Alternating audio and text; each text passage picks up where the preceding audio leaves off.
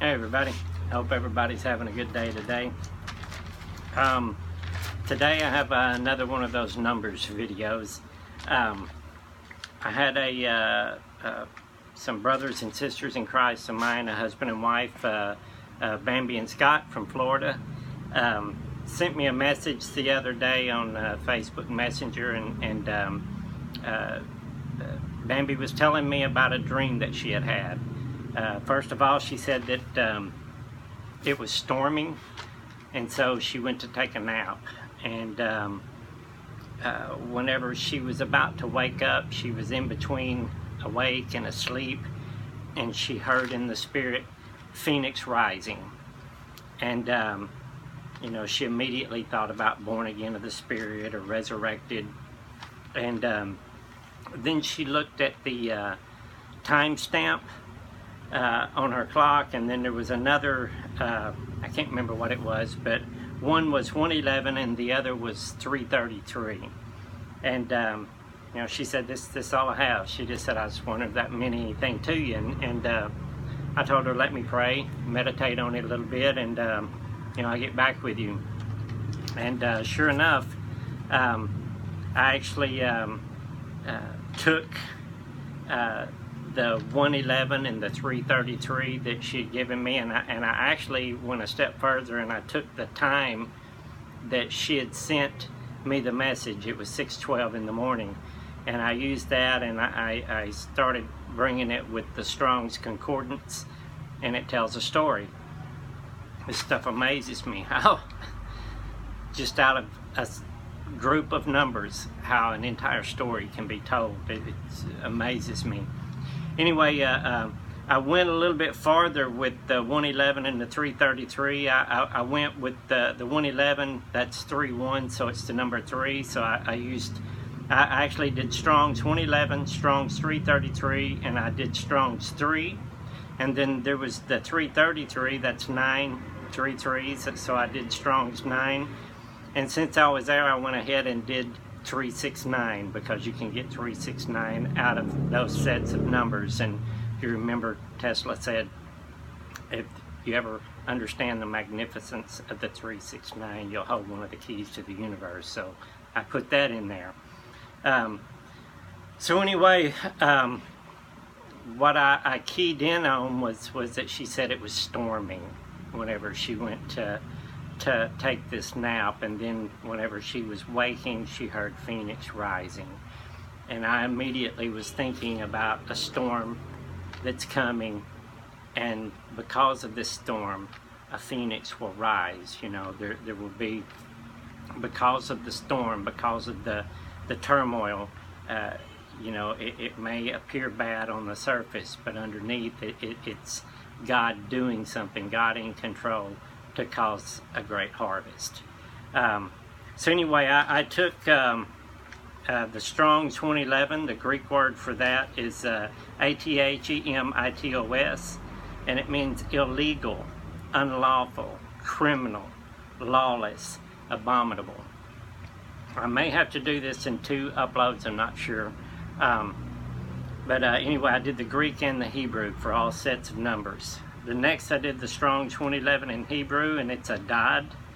It means Hadad, Chadad, and it is an Edomite, which comes from Chadad, a son of Ishmael. And if you remember, Ishmael was the son of Hagar, which was the slave girl of Abraham and Sarah. And you know, Sarah and Abraham had Isaac, and Sarah had Abraham send Hagar and Ishmael out in the wilderness with only some water and bread. But anyway, it's an Edomite, and son of Ishmael, and it means fierce. Then I went to Strong's 3:33, the Greek, and it's anatherio, and it means to look at attentively, consider thoroughly, pay very close attention to grasp the fuller meaning of something, look again. So immediately I'm hearing something, you know, that's telling me I need to look really deep into this and to find the deeper meaning of this. So it may take me a while before I come out with part 2 if I had to have a part 2. The Strong's 333 Hebrew is Ater. It means a leader in Israel. Name of 3 Israelites. It comes from 332, which is Atar, which means to shut up, close, bind, or close up. Remember, I used the number 3. I said Strong's 3. It's the Greek, and it means Abaddon. And that is the destroyer, a destroying angel, a place of destruction, angel of the abyss, author of havoc on earth. The Strong's 3 in Hebrew is Eb, and it means blossoms, freshness, green plant, corn. Same as Abib, Canaanite name for the first month of the Jewish calendar. The month is Nisan. It falls in March and April. It means happiness. Remember, I was thinking about the harvest. And now I'm going to go to Strong's number 9, and that actually means Abilene. And I was thinking Abilene, Texas, but there's an Abilene in Syria. It's a territory of Abila in Syria, a small principality in the mountains of Damascus, northwest of Damascus. It's named after Abel, Adam's second son, meaning a stream or a brook. Now you guys be remembering these definitions and remember the spiritual aspect of these meanings. Strong's number 9 in the Hebrew is Abidah. It means lost, a lost thing, what was lost. And it's from Abad, means to perish, obliterate, no escape. And that word is from Abidah, which is the same as Abaddon, the destroyer, the destroying angel. It was amazing to me how all these things start tying together. Then I went and I did Strong's 369. And the Greek word for that, not even going to attempt it, it's Anantirretos. It means without contradiction, without objection. And then the Strong's 369 is ayin, which means no, nothing, helpless, waterless, without water, fatherless, brought to nothing. And whenever I was reading that, I was thinking about Ishmael, because I'm sure he felt fatherless, he felt abandoned. But the name Ishmael means God listens. And if you remember, Ishmael and his mother Hagar were sent out with no more than a skin of water and some bread. And Ishmael also had 12 sons. He had 12 tribes as well. But I want to read to you from Genesis 21, verses 17 through 19, or 16 through 19. And I believe this is, remember I said there's duality in things, and I believe there's a future prophecy in this. But it says, it's written here, then she went off. This is after they had been sent out into the wilderness with only a skin of water and some bread. And Hagar, then she went off and sat down nearby, about a bow shot away, for she thought, I cannot watch the boy die. She thought her son was going to die. And as she sat there nearby, she began to sob. God heard the boy crying, and the angel of God called to Hagar from heaven and said to her, what is the matter, Hagar? Do not be afraid. God has heard the boy crying. Remember, his name means God hears. God listens. God has heard the boy crying as he lies there.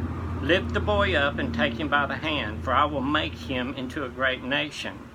Now listen to this. It says, then God opened her eyes, opened her spiritual eyes, and she saw a well of water. So she went and filled the skin with water and gave the boy a drink. Now I'm thinking new wineskins, okay, and spiritual waters. Opened her spiritual eyes. You know, right now, those people are stuck in Islam. They're stuck in a form of law. Same as Judaism, you know, with the Torah. They're stuck in their carnal understanding. And if you'll remember, Strong's 369 means nothing, helpless, waterless. without water, fatherless, you know, feeling empty, feeling left alone, no father. And remember, Abel up here in Strong's 9, meaning stream or a brook, you know, and I'm thinking these living waters. It's amazing how all this stuff ties together. But Ishmael and Hagar were only giving a small amount of food and water, and they were starving, but God had mercy and opened her spiritual eyes, and she saw the well of water. You know, I was thinking this whole time, this is strange how this is a lot compared to Israel after they left Egypt and they were in the wilderness, you know, before they got to cross over the Jordan into the promised land. Now, if you remember, I said I used the timestamp that she'd sent the message to me, and it was 6:12. And so I looked at Strong 6:12 in the Greek, and it means apokrysis, and it's an answer, a reply. If you remember, the Ishmael means God hears Ishmael and answers. You know, he answered his call. The Strong 6:12 for Hebrew is Isur. That means bonds, chains, jail, a binding, an obligation, a prisoner. I'm thinking, I want to pray on this more, but I'm thinking what this is showing is that the descendants of Ishmael are about to go through a wilderness. You know, they've been in a dry spell. They've been fatherless. You know, they haven't, they've been starving for water. They haven't had any spiritual waters. But I believe that they are the phoenix that are about to rise. They're about to rise out of the ashes, and the water bearer is about to give them streams of living water. I was amazed at how all this ties together, and especially when you see what's going on in Syria right now, in this village that was called Abilene there. I think something's going to start from that village or in that area. Something is going to happen from there. Don't know what it is, but it's going to be something amazing. But I believe that there's about to be a great outpouring of God's Spirit into the descendants of Ishmael. And because God loves the descendants of Ishmael, he is the son of Abraham. You know, that is God's children. And for all those people out there right now that are foaming at the mouth and just can't wait to see their destruction and all these things because they believe it holds to some future prophecy, you know, they're just waiting on their destruction and to see all this death and all that. You need to sit back and think, because those people are God's children. We're all God's children, and we shouldn't be waiting on anybody's demise. We should be praying for God to open their spiritual eyes and to start revealing himself to them and feeding them that manna from heaven and those spiritual waters from heaven. I believe Ishmael is about to rise. He's going to be the phoenix coming out of those ashes. And I think they're going to shine brightly. And I believe that in the end, they may show a lot of these people in this world who call themselves Christians what it really means to walk in love. They've been in chains. They've been in bondage of this law for hundreds of years. And I think those bonds are about to break. Anyway, thank you, Bambi and Scott, for sending that to me. It was amazing. Blows my mind how God can use just a small set of numbers and it tell a story. You know, I've got some other stuff I want to share with you guys. Lord willing, I'll do that soon. But you guys go back over this video and go back over all those words and the definitions and read it for yourself and let it tell you the story of what I believe is about to happen. It's what God's been showing me in the Spirit anyway, but you know, this just gives me more confirmation. Anyway, I love you all. God bless.